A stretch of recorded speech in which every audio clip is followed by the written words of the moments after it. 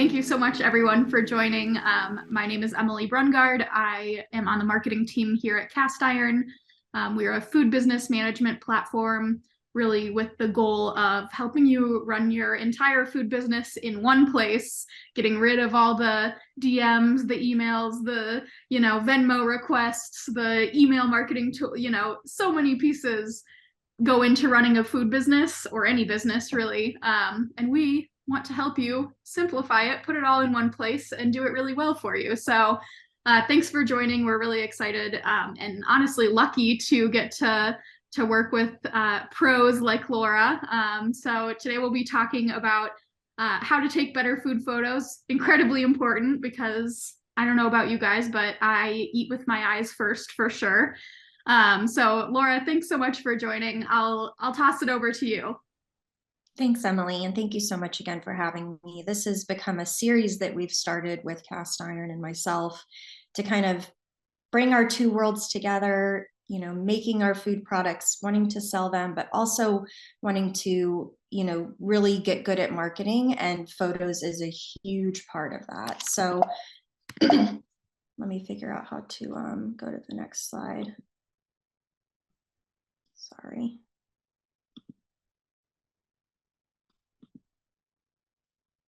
Okay. A little bit about me. I'm a home-based cookie artist. I make all the cookies myself. I decorate them. I sell them locally here in Atlanta, Georgia. And I'm also a content creator. So I've been able to monetize my cookie content, all my cookie videos on various different social media platforms.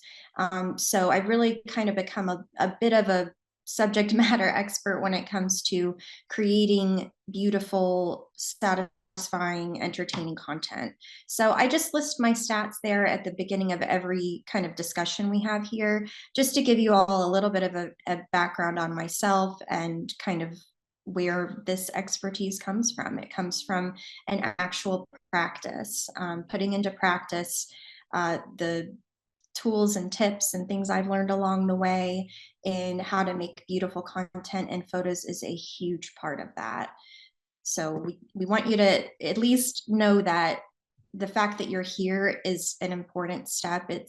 You've acknowledged that you could be better at taking photos of your food, and putting aside all the noise and all the pressure around making reels and videos and TikToks. We want you to first and foremost get really good at taking pictures. And I was speaking to Emily before this, but the thing that I want to drive home to you is that photos sell your food. So good photos make you look professional. They send a message to your customer or your potential customer that you care about your product. Of course you care about your product. I know that you care about your product. It's who you are. It's an extension of your creativity. But your customer doesn't necessarily know that about you yet. So you need to show them that you care by creating a beautiful image of that product, right? Because as Emily said, we are not able to give taste tests all the time. A lot of us are doing this from our home. We're not able to have a sample outside for everyone that walks by and hope that they love the taste of our product. So consistency in your food photography creates a strong brand image. It shows your customer kind of who you are as a person. And I've said this before and I'll say it again. This is not just about your product, it's about who you are as a person. And you're sharing a piece of yourself with your customer when you share your product with them. So that's an amazing part of what we get to do as bakers and as home bakers particularly. But when you get really good at taking good pictures, people will start to recognize your work, recognize your style. And if done really well, your photography and the way that you present yourself will reach your target customer. So our objective in this webinar series today is I want to show you how to take better photos in less time. So we're really going to be focusing on quality and efficiency here, right? I am not a professional photographer by any means. I'm completely self-taught. When I first started making cookies, I used to absolutely dread taking photos of them. And I think I did that because I knew how much pressure there was on, because a photo was going to be the first time my customers ever saw their custom cookies. You know, I don't have recurring products in my business. I create every order completely custom. So sending my customers a photo was going to be the first time they ever saw what I did for them. So the photo needed to be good. It needed to be bright and really display the cookies in the best light possible. And I was proud of my photos, but they were taking me a really long time. So I had zero efficiency in my process. And I really started to dread the actual process of taking photos for that reason. So that's why I want to give you the basics today. We're going to cover 4 aspects of photo taking: your camera quality, your light source, your setup and your staging, and then the actual photo editing. So I'm hoping to really lay down for you start to finish. And then at the end, I'm going to give you my secret 10 and 10 rule that's not going to be a secret anymore. So first of all, what camera should you use? iPhone. If you don't have an iPhone, hopefully you have a smartphone of similar, capability, but an iPhone is what I use. And sorry for the picture of my kitchen floor, but I wanted to just show you in this screenshot that I use portrait mode when I'm taking pictures of my cookies. And I have found, for me personally, that the studio light setting, which you can toggle by, pressing your finger over that setting there right above the portrait mode, and it will change the lighting of your situation. Okay, so natural light is your first choice there, but I have personally found that studio light gives me a little bit more brightness in my photo, but we're not going to worry too much about that because we're going to edit photos at the end. But this is what, if you ask me what I do, this is what I do every single time. What light source are you using? So there's 2 options for light source. The first is natural light, and the second is artificial light. So I cannot personally speak to using artificial light, but that doesn't mean it's bad or worse, or it really doesn't mean anything. I just personally am able to use natural light because of my setting in my house. And I'm also able to take pictures during the day because of my schedule. So when I say work with your life, what I mean by that is if you are someone that is up and out of your house in the morning, you go to work, you go to your location and make your products, and you don't have the capability to take pictures during the day when it's optimal light, maybe artificial light is something that you need to look into. I know light boxes are really popular. If you do go with artificial lighting, just make sure you do your research and don't spend a lot of money on this. Find something that can work with your current space. And I don't know, if you do want to use artificial light, just make sure that you have a setting that can be set up and kept there, if that makes sense.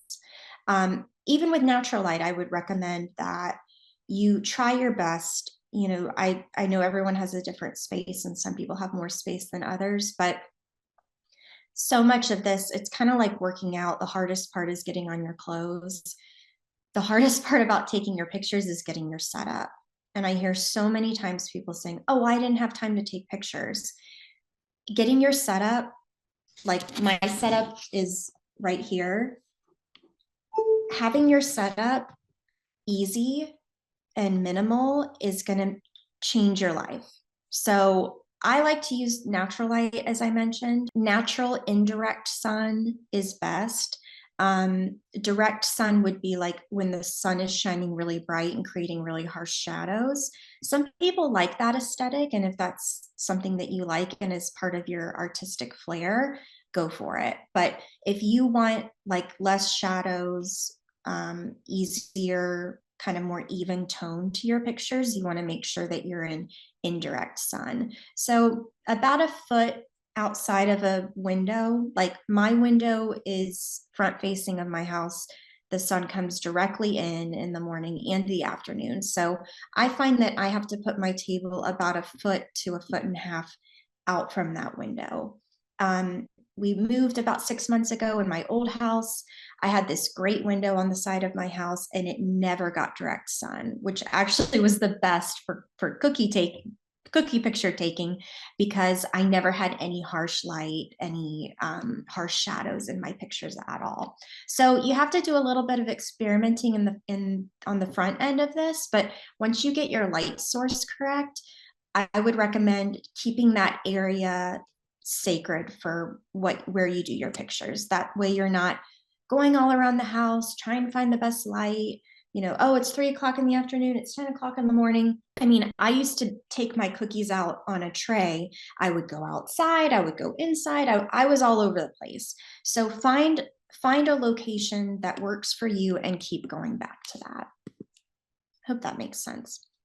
So going along with that, you found your location. Now you need to solidify what your setup is going to be. So I'm near my window with my natural light. I see a lot of people taking pictures on like their kitchen counter. If you have a kitchen that has a beautiful window and it's just right there perfect for you, that's awesome. But most of us don't have that. So we need to replicate that type of, kitchen or neutral background with a surface. So I use replica surfaces. I invested in this 2-piece set like 2 years ago and I still use it. So that's what I like and would recommend. I know there's other brands of surfaces and backgrounds, photography backgrounds, things like that. So I personally like this one because I can have that kind of L shape, which allows me to have a neutral background, right? My marble background looks like a kitchen counter. And then I have that secondary white piece that helps that light reflect off of that piece and kind of make my shadows a little bit less harsh. Again, because I'm using indirect sun. So any sunlight that is coming in is bouncing off of that white board. You could use a white poster board, whatever you have available to you. But again, I like this because it comes with those little like toggle things. I don't know what they're called, but like the holders. So I just literally put it in there and that's where I film all my videos, take all my photos, and that's my setup. And I don't even have to think about it. Now, depending on the type of product you're taking a photo of, that may determine how you set it up and how you stage your product, right? So if you are taking a photo of a cake, I'm taking an overhead shot of my cookies, or kind of an angled shot of my cookies, but my cookies are laying flat on the surface. So I take a pretty minimal approach when it comes to staging. I know a lot of people like to put flowers and beads and props and things like that. I'm just trying to give you guys the most, I'm trying to eliminate any barriers to you actually taking a good photo here. But if you're someone that loves that kind of stuff, you love going to Target or Hobby Lobby or Michael's and picking things out, and if it's an Easter shoot, having like the grass and the carrots and if you like all that stuff, absolutely go for it. There is no right or wrong here. All we want to make sure is that your product is the star of the show and it's not getting lost in all of the kind of trinkets. So, because sometimes I see pictures where I'm like, where's the cookie or where's the cake? I don't, because there's so much going on. So I would say err on the side of simplicity when it comes to that. And whatever you choose, keep it consistent. Again, that goes back to what I was saying before about trying to keep a brand image and recognition. If you have a really beautiful, like, wood cutting board or a plate or a cake stand, something that could be signature to you.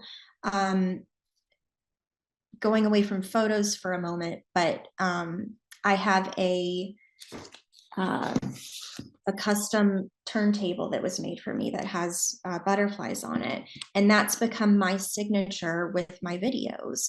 Whenever someone sees a cookie with this background on it, they know immediately it's mine, right? So creating that sense of familiarity, that sense of recognition, that's really important when trying to build a customer base, a loyal customer base that's going to continue coming back over and over again. All right, let's get into editing. So we're going to take the photo on our smartphone or iPhone, ideally, and we're going to use an app called Lightroom. Now, yes, you can edit photos just on the photo app on your phone, but Lightroom has a couple other adjustable factors that I find can be really, really helpful in making your photos look super professional with like very, very little effort on your part. Okay. So I would recommend right now, get your phone out and take a picture of this slide, because when you open Lightroom for the very first time, you're gonna be a little intimidated, because I know I was like, what are all these things? There's all these things I can slide around, and it seems really, really intimidating. But what I want you to keep in mind is that, let's say there's 20 things you can edit on a photo.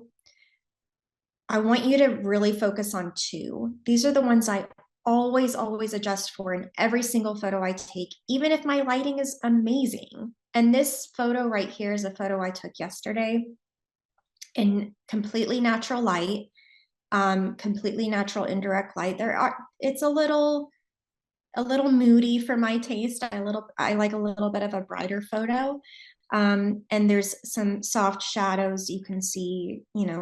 I like to stack my cookies and make it look kind of interesting. So you can see there that there's some shadows hitting the cookies, hitting the surface. So I always, always, always adjust for shadows, and I always adjust for whites.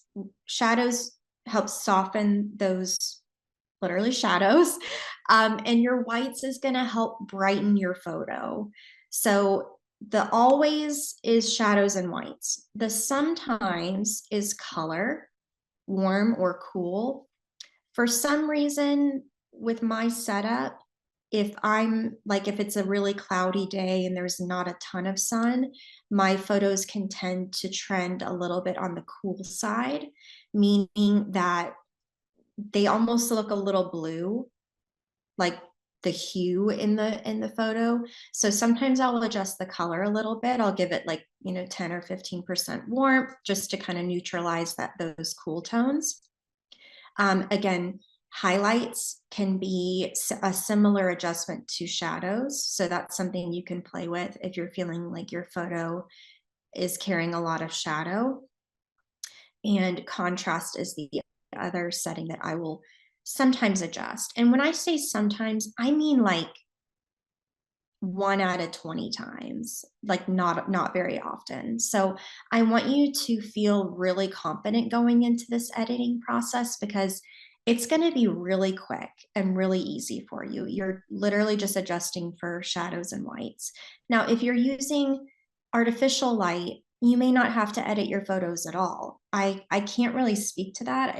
If somebody out there does use artificial light and could educate us a little bit, please feel free to share your experience in the comments. I don't believe most people, like if you're using a light box or something like that, you probably don't need to adjust it too much. So here's my before and after. Like I said, all I did was adjust the shadows and the whites. So I took shadows all the way up to 100. I don't always do that, but I usually go above 50%.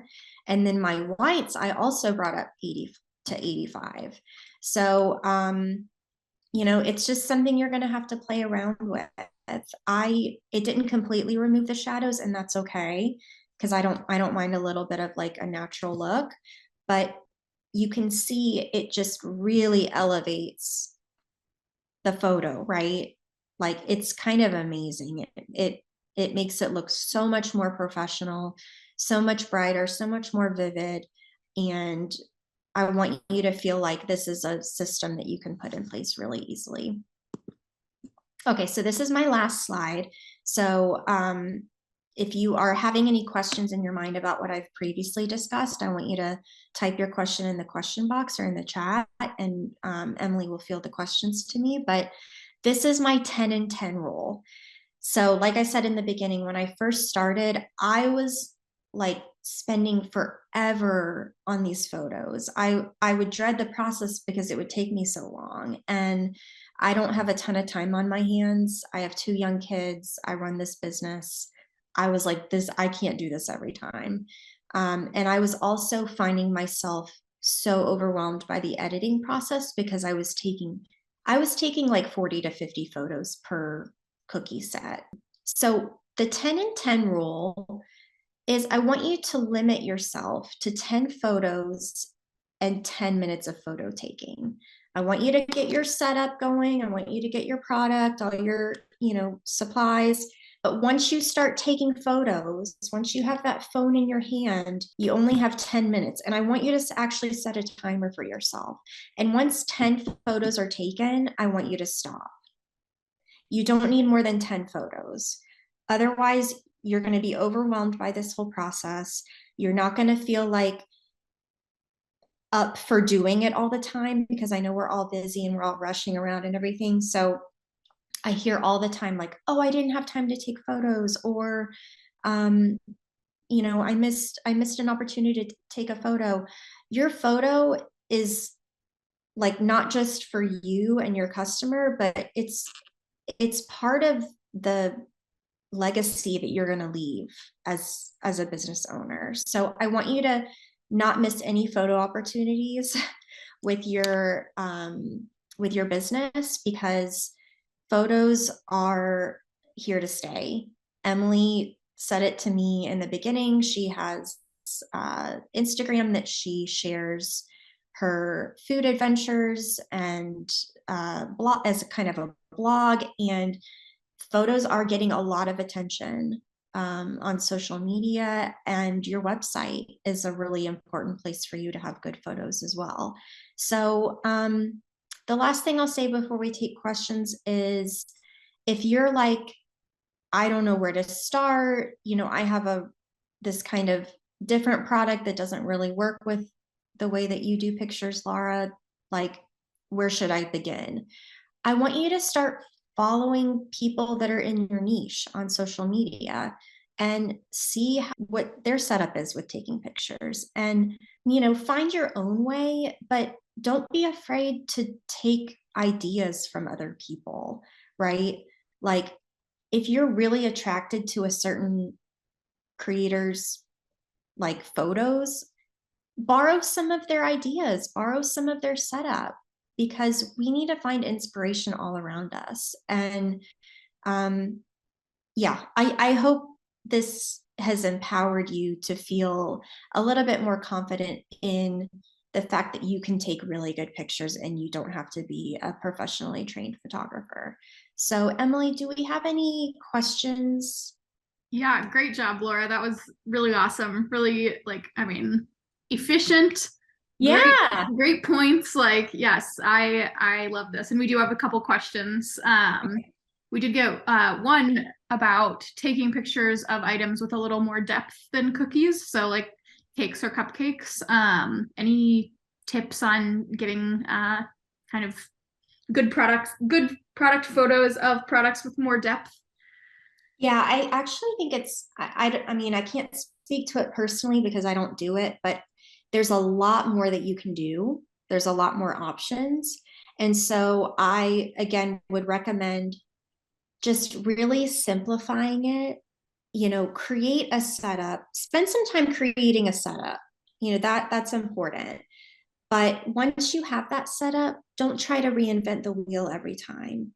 That you're going to drive yourself crazy. Get a good cake stand, or get a good, maybe one of those 3-tier. Invest in something nice, because if you invest in something nice for yourself, you're going to feel proud of it, and it's going to be an extension of your product and who you are, and you're going to be excited to take it out of the closet and use it, right? So it could even be like something that you already have. It could be like, your wedding china, or I don't know, like take something that you already have, or that speaks to you when you're at a store, or buy from someone on Etsy or something like that. Have someone make something personalized for you, like my little butterfly thing.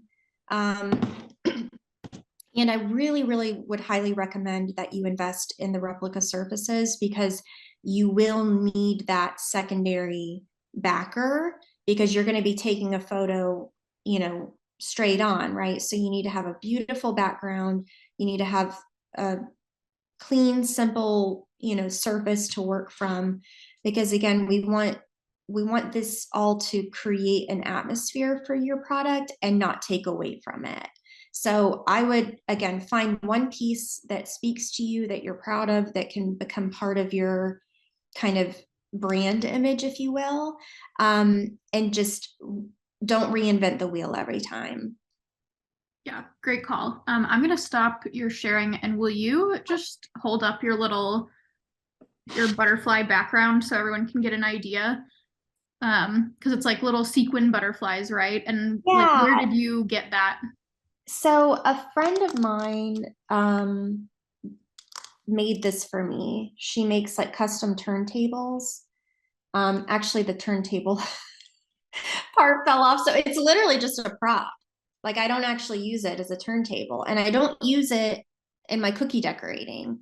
So it was kind of a blessing that it fell off, because then it really became like, okay, I'm only going to use this during photos. For photos, when I need to take a picture of something, I've used, yeah, cutting boards. I have like a blue cutting board.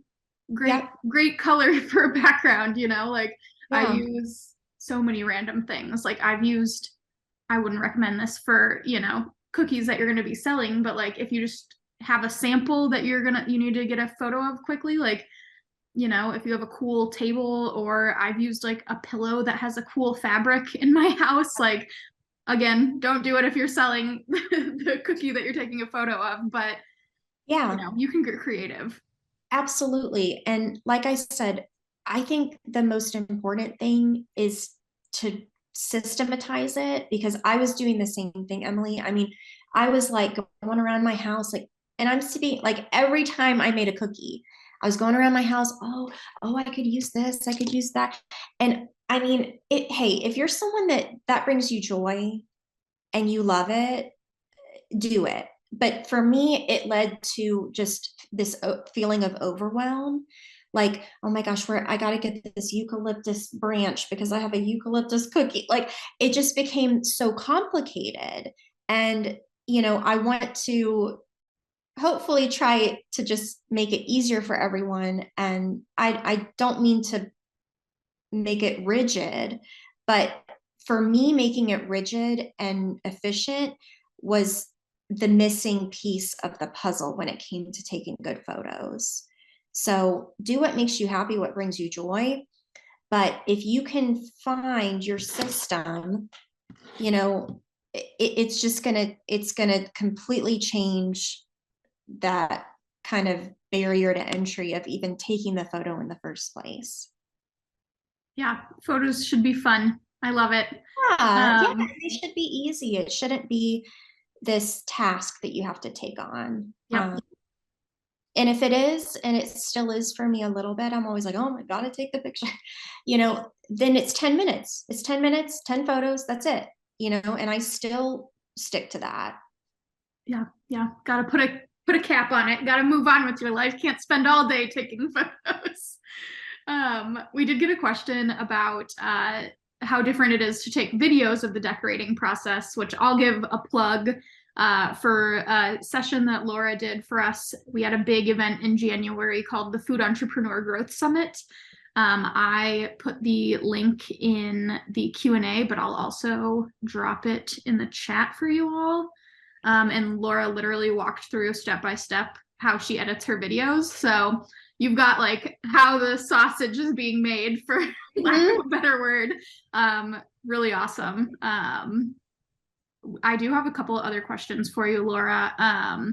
First, do you use any like special tripods or other tools, or like is it literally just your phone? Because like that almost seems too good to be true, but Yeah, for me, I like to get different angles of my cookies, and because I am taking a picture of a flat, flat lay, I just hold my phone and point and shoot.